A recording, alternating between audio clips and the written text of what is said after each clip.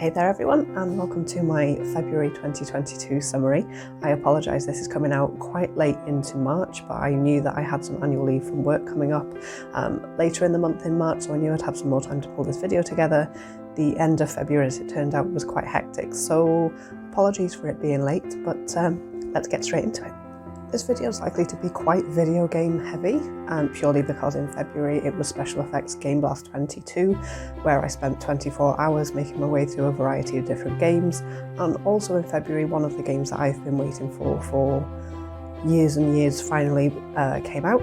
So February was pretty much overtaken by me playing video games, even though my January video said that I wanted to try and branch out and focus on some more hobby related things, but that kind of didn't happen. But I have got a couple of things to show and tell, so let's get straight into those before we plough into the video games.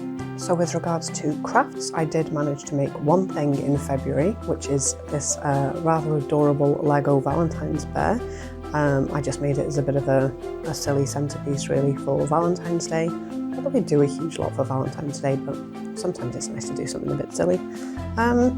I enjoyed putting the kit together, but I'm not sure what this nonsense is about. The bear's connected to the base on kind of rotating a tiny circle.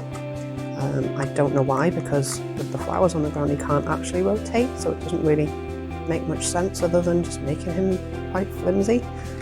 His arms do move up and down, which is quite cute, but again, once it's sat on a table somewhere, you're not going to be articulating with it. Really, so yeah, it's a cute little build. These hearts on the back are super flimsy and you only have to touch them and they fall over, so it's kind of packed away carefully now in a box just to keep him from snapping in half, but yeah, it looked rather cute on the table on Valentine's Day, I have to say. Another craft related item that I wanted to mention is not something that I've made, but something that I actually bought for our office from a store on Etsy called Rachel's Ham Shop. It's based in Manchester, and it's this amazing picture of Firelink Shrine from Dark Souls. I think she calls it the Firelink Shrine demake. She's got quite a few on her Etsy store, a couple of different ones from Dark Souls, Bloodborne, a couple of other different games. I will link to the store in the comments, and they're definitely worth a look. As you can see from that quick scan of the picture, it is quite large, and I bought the smallest version, but it looks super great. It was packaged so lovely when it arrived, no damage whatsoever, and it looks fantastic in the frame. I did pay for the frame and the mount separately. It's the picture only on the Etsy site, but definitely worth a look. It's really impressive, the artwork that she does there, really true to the game, really true to the original artwork. So I hope you take the time to have a look and maybe purchase something for yourself. That was sadly everything from me in terms of crafts for February. As I said, very video game heavy. In terms of books, I am still working my way through this beast, Belgarath the Sorcerer. I was hoping to be a bit further on by now, but with most of my evenings being taken up playing games, I haven't got around to reading as much of it as I'd like. I am now halfway through, just over 400 pages in, still enjoying it, still having the same issues as I mentioned last month in terms of the way women get addressed in the book, and some different things about races and the way that they get addressed as well. Some of the language used isn't always the best, or it isn't always portrayed in a great way, but I'm still really enjoying the story. Looking forward to where it ends up. I've just started part 4, I believe, from memory. Yep, just started. I'm sure it's part 4. So I'll be interested to see where it ends up, and then hopefully I will move on to a book that's slightly slimmer than 800 pages long. Outside of Game Blast 22, there were a couple of games that I played in February off stream. One in particular that kind of taken over the entire month really, which was Dying Light 2. It finally came out. I was so excited when it first got announced many years ago. It seems to have been in the making forever. My husband and I both bought a copy and we've been playing it cooperatively. It's very much still the first game. We haven't seen a whole lot of what was advertised really when the game first got announced in terms of this huge branching storyline and how it was going to affect the city and your time in it.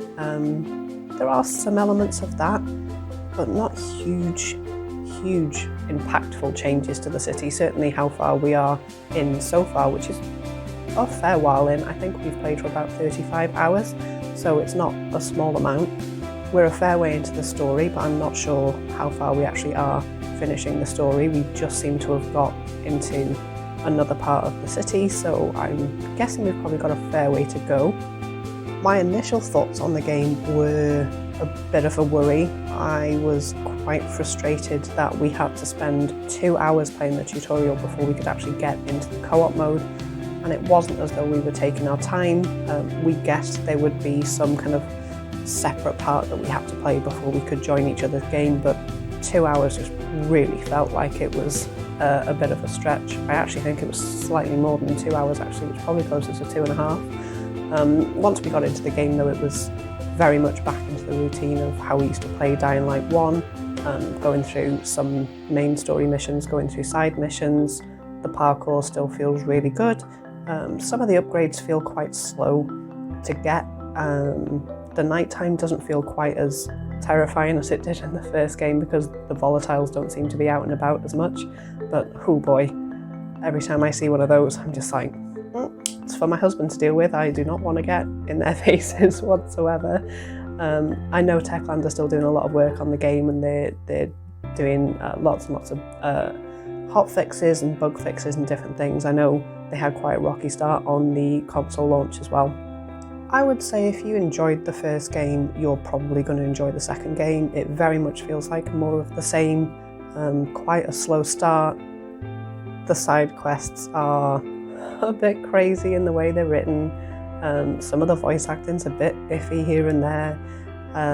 You know, the characters don't really feel particularly consistent, maybe not always feel like they should be in the world they're in, but you know, ultimately you're not there for the story, you're there for the zombies and the horror side of it, and the parkour, just getting from A to B feels really good. We've just managed to get ourselves the paraglider, and traversing the city on that is a whole lot of fun.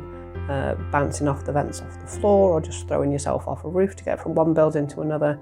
It makes traversal much quicker, especially if you accidentally end up in a hunt at night and you just need to get to a safe room. Lots of fun. Yeah, I think if you played the first and liked it, you would like the second. Again, the tutorial goes a bit long. Maybe we were just slow getting through it, but just be aware of that if you are looking to start it. And don't necessarily come for the story, just the experience of it all, and I think you'll have a good time. The next game I played off stream was Life is Strange True Colours. I've been looking forward to this one again since it got announced. I love the Life is Strange series, though Life is Strange 1 is definitely still my favourite. I liked Before the Storm just because it filled in some extra bits and bobs about the character from the first game, and Life is Strange 2 was okay. It certainly wasn't my favourite. I found the boys quite annoying if I'm totally honest, but I liked the story and the kind of political points that game was trying to kind of put across, but in terms of the characters they were quite annoying. Life is Strange True Colours just feels like a return to form for the first game. Still doesn't beat the first game for me, but I think Alex, the lead character, is phenomenal. She's so well voice acted and she looks great in the game. Everything about her mannerisms, the facial capture, everything like that is really believable. It still managed to surprise me with the story twists and turns. There were certain things that happened in the game I had no expectation for whatsoever, so I still managed to get that what moment that I loved so much about the first game. Again, not quite as hard hitting, I don't think, but yeah, definitely a return to form for me. Definitely better than the second one. As I say, I just didn't really gel with that as much as the first. If you do like Life is Strange games and you haven't tried it yet, pick it up. If you haven't tried a Life is Strange game yet, I would say probably go for the first one and True Colours. I would probably leave the others. I'd probably also leave the short, I can't remember what it was called. Why am I thinking Captain Adventure? I'll correct myself, but Captain something, I'd probably avoid that as well, even though it's quite short. But yeah, 1 True Colours would be my recommendation if you've not come to that series before. But I loved True Colours, and I definitely couldn't play that game or any of the Life is Strange games on stream because I just sob and sob and sob all the way through. There's so many emotional moments in the game, and I know they come in and they still turn me into a wreck regardless, and I really love them for that. I think it's really nice to have a game that hits home in an emotional way instead of other games that I like playing that are just a bit more run and gun. I like how impactful they are. In terms of the games that I played for Game Blast 22, there are a lot of games that I mentioned in the January video, so I won't go into them in too much detail just because I don't want this video to run quite as long as the last one did.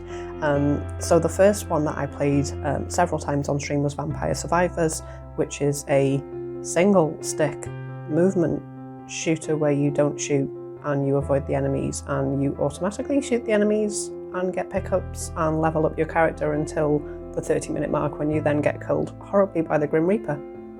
And if that sounds interesting, you should pick it up because it's £2 and it's being really heavily supported by the devs. I love every update that comes out for it. Every time I see patch notes come out, I get really excited to go back and see what they've changed. Really enjoy trying out the different characters. I like the different weapons, how they evolve. I like the new levels. So in short, go and get it. It's £2 and it will be the best £2 that you've spent. I played a tiny bit of Animal Crossing New Horizons and the DLC on stream when Game Blast was going, just because, you know, I've got to do those daily tasks and see what's in the shop and all those day-to-day things that you end up doing in that game. A friend of mine was watching me play on one occasion and made me make the most horrible 70s themed flowery wallpaper house for Mabel, Sable and Label, and I was quite mortified at the whole thing, and I still haven't come back to fix that house, which I will have to do at some point because it was a disgrace. But yeah, fun to actually play that on stream and have someone tell me what to do when you're decorating the houses in the DLC, because usually I just get kind of into this mindset of getting through the orders as quickly as possible so I can see what the next character wants me to make for them. So that was yeah, it was a fun different take on playing that game, having someone watch and be chatting along at the same time. I did a couple of runs of Supergiant Games' Hades when I was streaming. I don't think I've actually played Hades since the last Game Blast, so I was pretty out of practice on the first run. It didn't go so well, and to my surprise, when I started the second run, I actually managed to escape for the first time since I actually started playing that game. I've come close before now and it was really touch and go, which I'll try and show in the video clip here. I was so close to dying, and I don't think I actually realised when I killed the final boss as such that I'd done it. You can see the look of surprise on my face because I think from the animation that came up on screen I thought I'd died. So that was really exciting, and I know that there's more to that game still that I need to see, but yeah, to actually manage my first escape on stream was amazing, and I definitely didn't expect it. I love that game and I love Supergiant Games. I love the soundtrack. We actually went to see Darren and Ashley in London when they came to record their Abbey Road final, and that was phenomenal. If you've never played Supergiant Games, Hades is definitely a good one to pick up, but Bastion is still my favourite. I love all of the stuff they've done, and I love it because it's all so different from each other. No game is the same, every soundtrack's different, but it's still very much Supergiant Games in its identity, and Hades is phenomenal. As someone that doesn't usually play roguelikes, there's lots of different weapon combinations and things that you can do to play, you know, your best play style, I guess, but it's so good, and I am looking forward to going back and seeing if I can escape again. Whether I'll do it anytime soon, I don't know, just because there's so many other games out at the moment, but yeah, maybe the next stream. A game I talked about in my last video was Vermintide 2, which I played for a little bit with my husband on stream. We didn't get very far. We did really bad in the chaos wastes that we tried to do. We ended up dying and kind of run out of time to try again because they can go quite long. The Chaos Waste can probably take about an hour and a half to get from the start point to the end. We tried it on a higher difficulty than we usually do, and that did not go so well.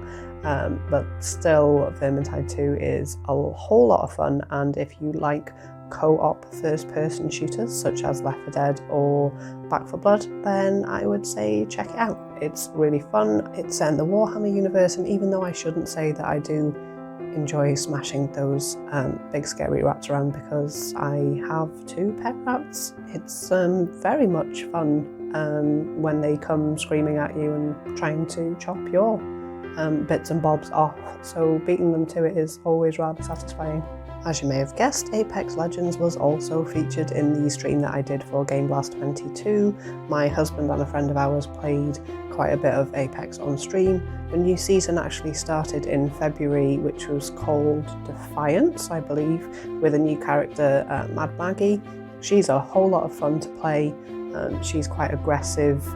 She specialises in using shotguns, and you're meant to play her as quite an aggressive, in-your-face style character, which is fun and really good if you're good at aiming at people and shooting them up close, which isn't my forte, but yeah, she's a whole lot of fun to kind of use her ultimate and fly up to people and kind of shotgun them down. I really like her passive ability as well, which is the drill that you can shoot at walls or rocks or crates that people might be hiding behind. She's fun using that ability in arenas if people are trying to camp away from you and not peek out around corners because they don't want to get shot, so she's really fun to catch people out in that way, and I'm enjoying this new season. The Battle Pass maybe isn't my favourite. There's a lot of cosmetics in there for characters I don't tend to play a lot, but you know, I will still get the Battle Pass every time without fail regardless. I'm fairly high in that already because I do buy the starting levels only because I'd never get to level 110 otherwise, because I'm not very good at completing the challenges. So I'm at around 70 something now, and I think there's another month to go yet before the end of the season. My husband is at level 50 or so, and he doesn't pay for the extra Battle Pass levels, so yeah, we're not too far off each other really. But as I say, when it comes to the last challenges towards the end, there is little chance of me being able to get to level 110 on the Battle Pass without me buying the advanced levels. The last game that I played on the stream is one called Dorfromantik. I hope I'm pronouncing that properly and not butchering the name of it. It's a really enjoyable indie casual puzzle game. It looks very much like Carcassonne, if you've ever played that tile-based game where you connect a field to a field or a river to a river. It's very similar in concept, but also not. It is different. It's not kind of a rip-off of that game. And there's something really soothing about playing it, even though you are trying to play for points and put things down in the right place and, you know, connect rivers together, connect train lines together, connect forests together. It gives you quests, if you can call them quests, of you can place a forest down and then it tells you that to get more points it wants another 200 trees connected to that forest, or if you put a stream down, or a river down I should say, it will ask you to put 7 other rivers connected to it so you get more points. So there are objectives to play for throughout the game, but ultimately it's just really chill to put these tiles down and see your little sort of island growing out into this little community. I do go back to it all the time. I find it super relaxing, super fun. I really love how the seasons change in it.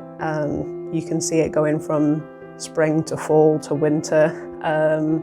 There just seems to be a lot of effort being put into how it looks in particular.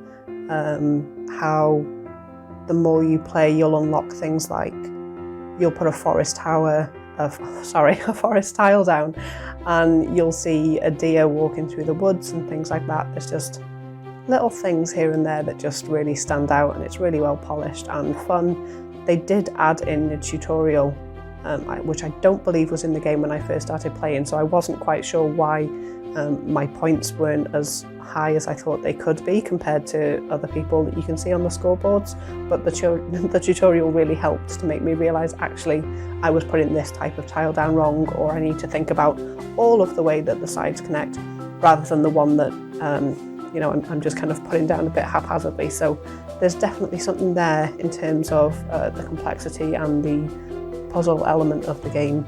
But if you just want to slap some tiles down and see a nice little island grow with some houses and some trees and some streams and rivers, then one to pick up, I would say. I find it really enjoyable. So that has been my February 2022. Game Blast actually raised over £200,000 this year, which is incredible. Of that, I also raised £120 towards that total, so I am super grateful to all my friends and acquaintances who donated. I'm really grateful to those people who came along and watched the stream and chatted along. It's always that pick-me-up when you're sat there kind of working your way through games, especially if you've been sat for quite a while. You know, your back gets achy and you kind of get fed up of not moving because there's a camera on you when you're streaming. Even though I didn't do 24 hours in one go, I did play for 24 hours over the 3 days from the 25th of February, which is the Friday, to the end of the Sunday. So I did do the 24 hours, but over the 3 days. Well, actually, I think I actually hit the 24 hours over 2 days, but I did an extra hour on the Sunday just to be on the safe side. I did have a time played counter on my stream, which I kept forgetting to restart, as I knew I would. Definitely over 24 anyway. Thank you so much for watching this video. I have got lots of fun things to show you in March's video. As I said earlier on, I am recording this video fairly late into March, and I have some wargaming goodies to show on the next video. A bit less heavy on the video game side as well, definitely more into my crafting in March, so hopefully look forward to that, and I will catch you then. Thanks again for watching, talk to you soon, bye now.